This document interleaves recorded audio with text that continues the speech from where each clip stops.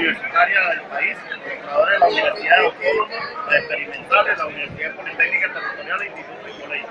Queremos informar con mucha satisfacción que en la noche de ayer logramos llegar a un acuerdo en función de constituir la mesa de trabajo del sector de los trabajadores para arrancar la contratación colectiva en el día de hoy.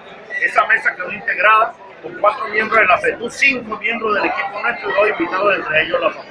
En un total, la mesa se constituirá con 11 miembros con derecho a voz y voto, que significa el fin de una fase de lucha de los trabajadores en contra de la intolerancia y las mafias sindicales que pretenden imponer criterios absurdos en contra de la base trabajadora, pero fueron derrotados.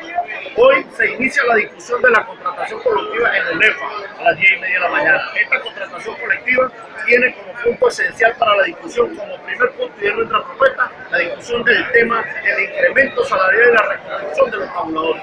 En ese sentido, y con mucho honor, a nivel de nuestra Federación de Trabajadores Universitarios, queremos agradecerle a todos los trabajadores y trabajadoras del país, a los de la UNLA, a la Universidad del Sur, a los compañeros del Táchira, de Trujillo, que ayer generaron una movilización interesante, a los compañeros del Zulia, de Lara, de Falcón, a los compañeros de los Llanos del Oriente, a los del centro de la Universidad de Carabobo, en Aragua, todas las expresiones de lucha solidaria que han manifestado y toda su aguerrida combatividad que dio el traste con las pretensiones hegemónicas de estos señores de discutir un contrato de 3 lotes.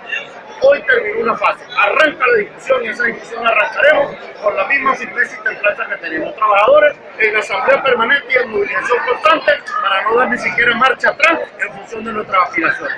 Hoy le decimos a los trabajadores, su posición, su firmeza y su lucha han hecho posible que hoy se instale la mesa con dignidad y con una mayoría de los representantes legítimos de los trabajadores. Ahora de ustedes depende la calidad del contrato que vamos a tener. Síganos acompañando y sigamos en movilización permanente.